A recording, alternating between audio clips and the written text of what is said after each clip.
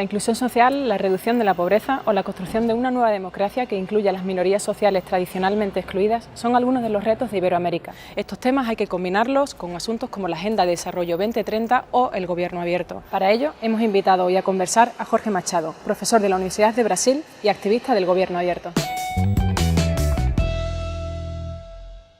Bueno, yo creo que estamos evolucionando mucho, pero sin embargo no podemos esquecer, olvidar la historia de Latinoamérica, ¿no? La desigualdad social, la situación de los servicios públicos, la democracia todavía muy joven allí. Entonces el Gobierno Abierto seguramente está impulsionando una serie de cambios, sobre todo estruturales, relacionados con acceso a la información, promoción de los datos abiertos, a la participación ciudadana. Es muy alentador lo que hace, pero todavía yo creo que tardará algunos años para ver de manera más objetiva los resultados. Por decir así, de manera muy general. Yo creo que entre 6 o 7, hay muchas cosas que no son visibles, pero sí que están caminando. Cuando pensamos na questão do acesso à informação, a legislação que está surgindo allí, como se implementam as leis também, como se melhora através dos usos das tecnologias de informação. Então, os avanços sim que estão passando. Se pode ser mais, naturalmente, há muito potencial. Sin embargo, há uma tradição política e cultural que se tem que vencer, que, por exemplo, a questão dos servidores públicos, que muitas vezes todavía têm uma postura de ser como se fueran os dueños da informação, não que como os guardiões da informação pública, ou a participação social. Todavía há políticos que vêm que têm que passar por a Câmara dos Deputados solamente, ou por alguns canais específicos da ouvidoria, do Executivo ou de um outro órgão, quando na verdade podemos ter muito mais criatividade, abrir outros canais para a participação social. Pero isto todo tarda tempo. Isso também faz parte da ORP, de funcionar como um fórum onde intercambiamos nossas experiências, aprendemos com outros países, experimentamos mais para perfeccionar nossas democracias. Creio que há duas coisas aí.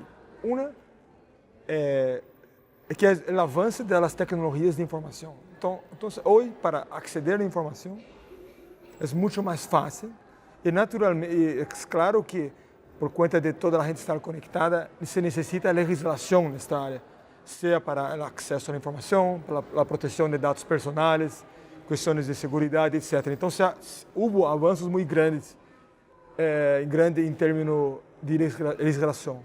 Pero, por outro lado, o que está passando é que agora se passou a identificar práticas que já existiam há como 10 anos ou mais, 2 décadas, como práticas de governo aberto, que são associadas à rendição de contas, à transparência, à participação cidadana. Então, o governo aberto está criando uma gramática comum, onde a gente também se identifica como um protagonista do governo aberto, como alguém que já tem alguma experiência nesta área. Por exemplo, a questão da participação no pressuposto. Isso já existe em algumas cidades, em algumas províncias há tempo, mas agora podemos dizer de maneira muito clara, isto é o governo aberto também. Então, o governo aberto também não é somente tecnologia, é participação direta, presencial, na audiência pública. O governo aberto é muito mais uma prática. Então, essa gramática que está se desenvolvendo é muito importante porque a gente está se identificando com isso, o cidadão, as organizações da sociedade civil, os agentes do governo também. E creio que o câmbio se deve a essas duas coisas, as tecnologias de informação que demandam legislação e a identificação com aquilo que chamamos de governo aberto. Como eu disse, o pressuposto participativo, que em Brasil se pratica em quase 400 cidades, é o governo aberto. As auditorias públicas também, onde um grupo de cidadãos visita um órgão público. E também isto é uma maneira de praticar controle social, ergo é governo aberto também. Há países que se praticam espécies de conferências nacionais onde os cidadãos, desde o nível local e depois até o nível nacional, é invitado para dar sua opinião, para ajudar a construir políticas públicas. E que isto generará um documento ao final do processo. No Brasil se faz isso desde a década de 50. E isto é também governo aberto. Então, há também os conselhos de políticas públicas, que também é governo aberto.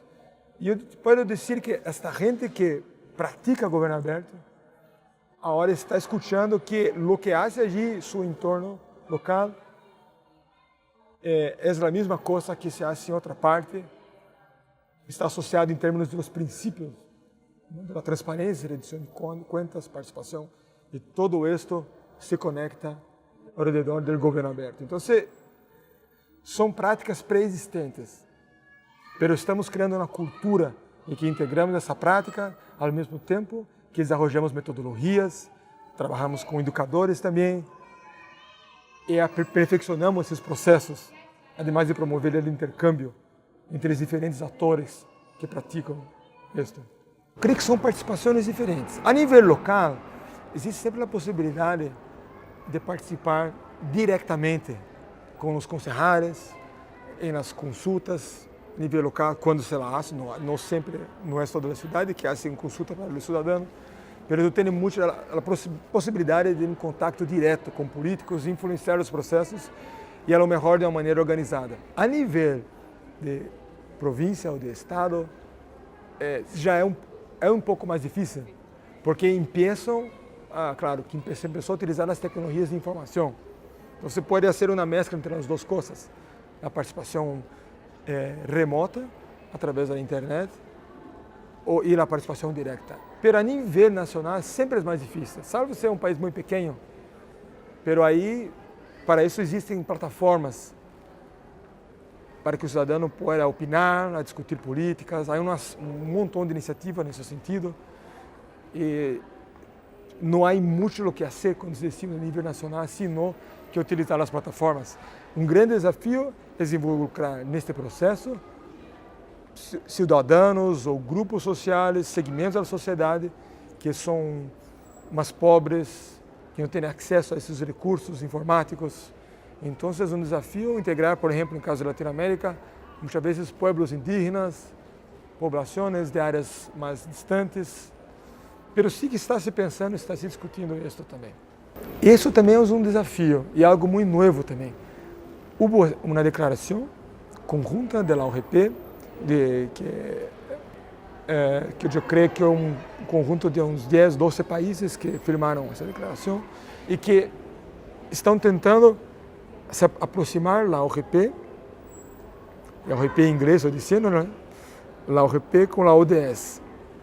E se faz um esforço de vincular as duas coisas, mas a vinculação muitas vezes não é direta. O que devemos ter em conta é que a OGP funciona como uma potencializadora muitas vezes, porque ao promover o acesso à informação, ou a participação cidadã, ou a transparência, estás potencializando também o cumprimento das metas da ODS. Então, eu vejo mais como um aporte estrutural na ODS. Aunque em metas muito específicas, muito concretas, está aí a questão da transparência também, mas eu creio que isso está sendo construindo também. E é uma aliança muito boa, muito forte, porque ambos processos se fortalecem, mas e novos atores se conectam também.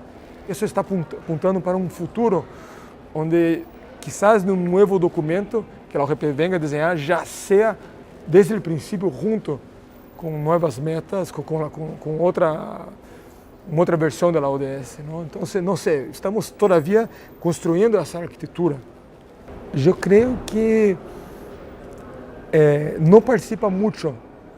A OGP trabalha muito com organizações da sociedade civil, e são os mediadores dos processos participativos. Estas sim que estão se aproximando mais e têm um papel muito importante. Mas, quando pensamos nos cidadãos, todavia, a grande maioria não conhece a OGP. E esse é um desafio, eu creio que quizá as cidades, os entornos locais, onde há plano de governo aberto, eles podem ser melhor. Porque a nível nacional é muito difícil chegar hasta o cidadão, há uma distância muito grande dos governos centrais. E a OGP subnacional está todavía no princípio.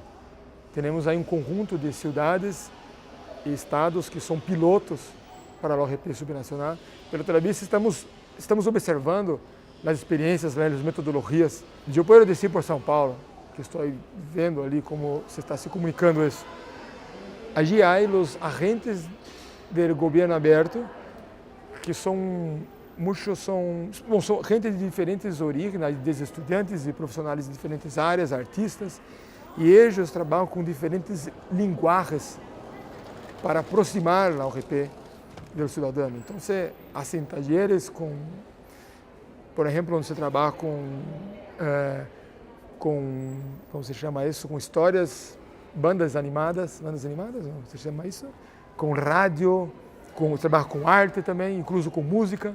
Então, quando começou a se promocionar a ideia dos agentes, era que justamente pessoas se aproximassem com seus projetos e com suas linguagens e de uma maneira muito criativa pudesse levar isto para seus territórios e para os cidadãos que allí vivem. É um experimento também, mas a gente está começando a conhecer e se interessar por isso. Então, como eu disse antes, se está desenvolvendo uma gramática. O governo aberto está unificando práticas sociais e governamentais pré-existentes. E isso creio que é um ponto muito forte e muito positivo, porque se está criando sinergias também, com um grande poder transformador.